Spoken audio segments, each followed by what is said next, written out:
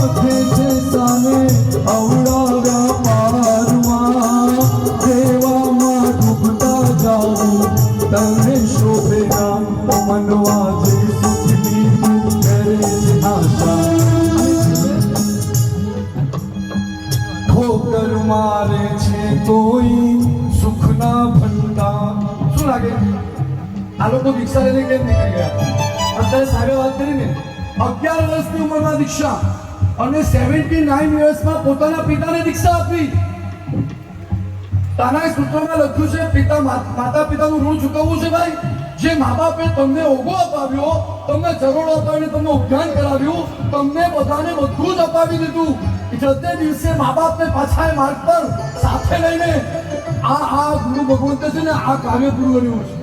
એક પિતાને દીક્ષા આપીને મોક્ષના માર્ગે મોકલ્યા છે સાહેબ હૃદયથી વંદન કરીએ કે જે પિતા આંગળી પકડે ને એનો હાથ તો પકડવો પડે જે પિતા આપણા એટીએમ કાર્ડ બને ને એના આધાર કાર્ડ તો બનવા જ પડે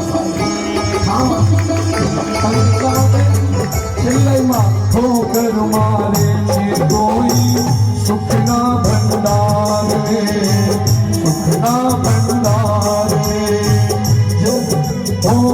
પકડીને બેઠા આપણે સસ્તા ભંગાર રે સસ્તા ભંગાર રે મનવાને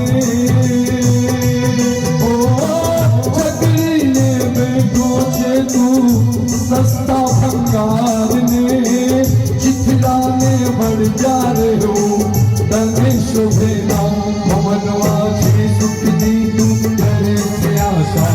તને નથી મળવાનું દોડા દોડી ફોગત કરવી તને શોભે નામ મનવા નીકળ્યા છે પ્રભુ માતા રડતી હતી સાહેબે કીધું કે શું જબરદસ્ત પાત્ર ચાર્લી ચેપ્લિન ચાલો વાત છોડીએ વિનીતને કહું કે હવે એ પિતાને કહેવામાં આવે